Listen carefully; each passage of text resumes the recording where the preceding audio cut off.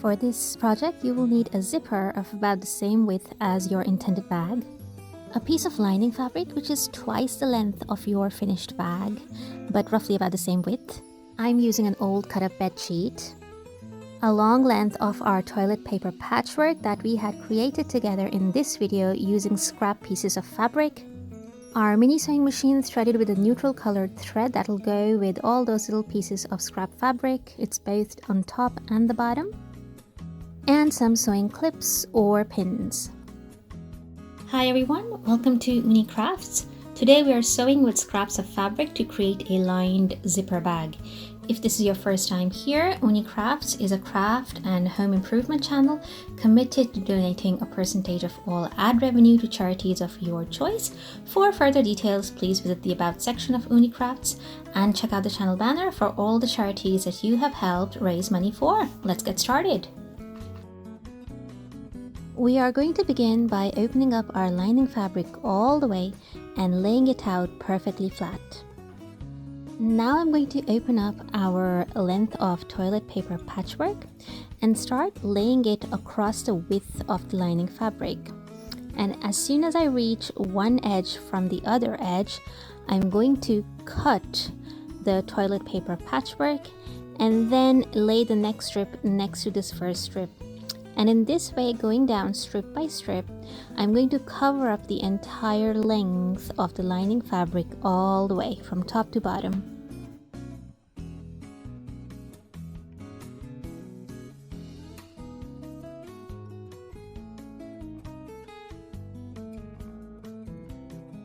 Now these are all the strips of the toilet paper patchwork that we have just cut up. Now what we need to do is remove the toilet paper backing, which is acting as the interfacing for us, and here's how we're going to do it. All you have to do is rip it away from the stitch line.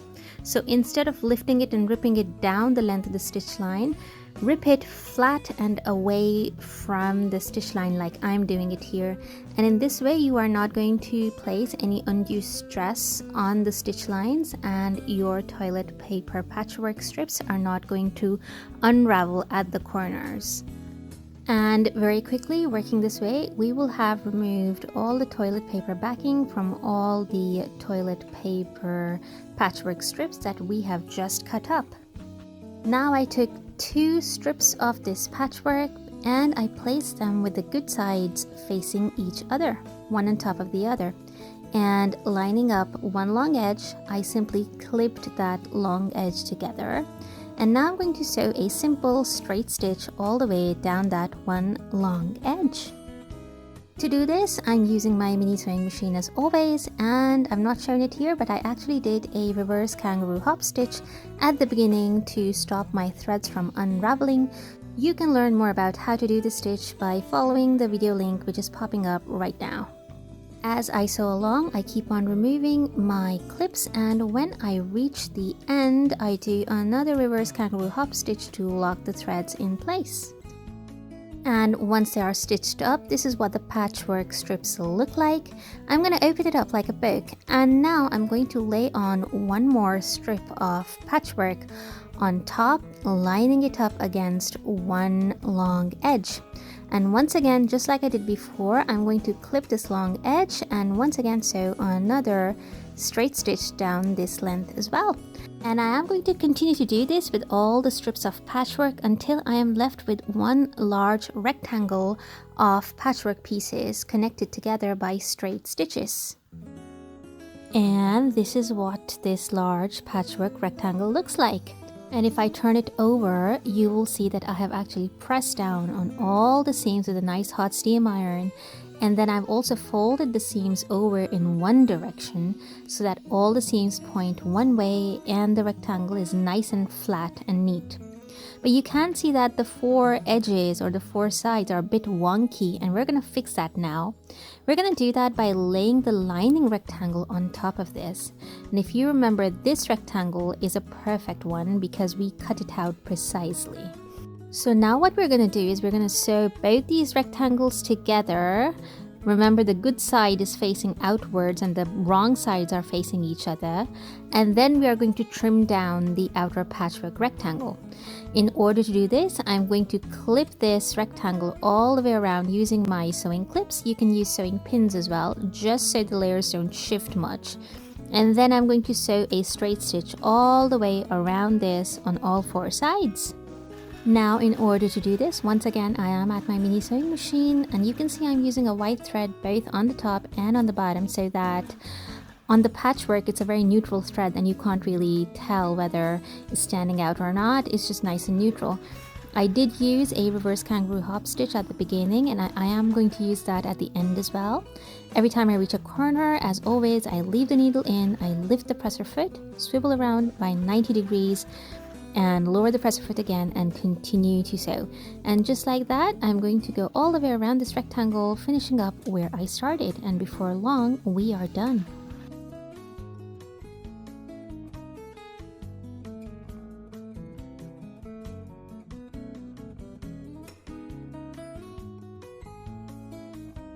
After I finished sewing, I pressed all the seams down, and I also trimmed down the patchwork rectangle to the exact same size as the lining fabric, and this is what it looks like now. You can see that it is now a lovely, perfect rectangle with double layers.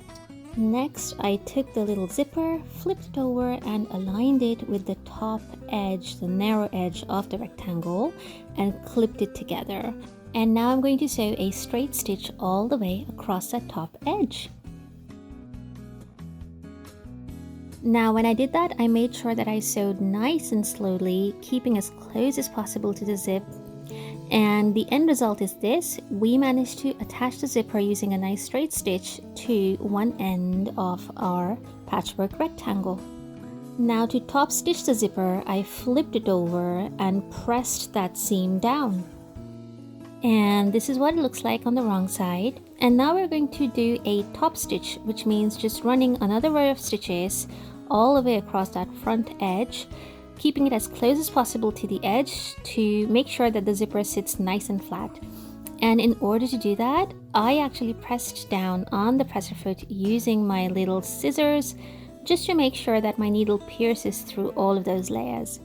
I went nice and slow, or as slow as possible, to get as close as possible to the edge, and I ended up with a nice, neatly top stitched zipper. Now I folded up the bottom end of the rectangle and matched it up to the zipper, and now we're going to do another stitch attaching the other side of the zipper to this patchwork rectangle. And once attached, this is what the zipper looks like. We are now going to turn the whole thing right side out, so it's like a tube with a zipper installed bang in the middle. And now we're going to top stitch along this edge as well. And this is what it looks like. Look, the top stitches came through beautifully well. And we've got this tube of fabric with the zipper installed. Now I shuffled this tube of fabric around until I was satisfied about where I want to position the zipper. And once this was done, I sewed 2 straight stitches, one on either side of this patchwork rectangle. Make sure that you clip it down so that the layers don't shift about too much as you sew.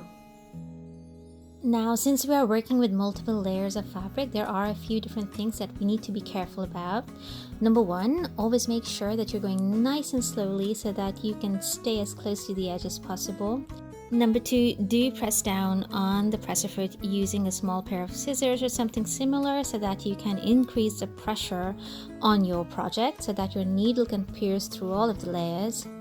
Thirdly, as you get close to the zipper, make sure that you're going nice and slow and you're keeping an eye on the needle so that it does not hit any metallic objects on the zipper. Otherwise, the needle might bend or even break.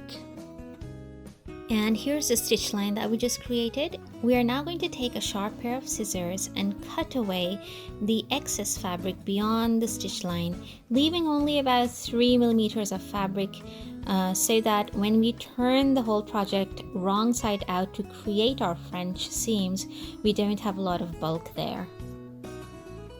Now I opened up the zipper and turned the whole project wrong side out through the zipper, making sure that I'm poking out all the corners into sharp points, and then I gave the whole project a good press.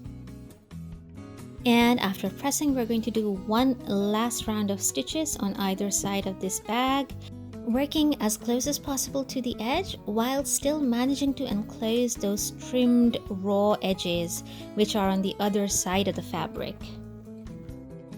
And this is what the stitched seams look like. As you can see, by going nice and slow and pressing down on the presser foot, we managed to go through all of those layers beautifully well with no problems whatsoever. Now finally, we're going to reach in through that zipper again and turn the whole project right side out, poking all the corners out to create nice sharp points, and then giving the whole project one final press to reveal the final zippered pouch that we have just created. I'm gonna do just that and show you what it looks like. And finally, here it is, a perfectly scrappy patchwork zipper bag that we created using our mini sewing machine. It is beautifully spacious, and the best part is we used up all sorts of leftover fabric scraps to create this project. It has perfectly finished inside seams. It is lined, there are no raw edges there, and it was super easy to create because we followed the French seams method to finish the insides of the bag.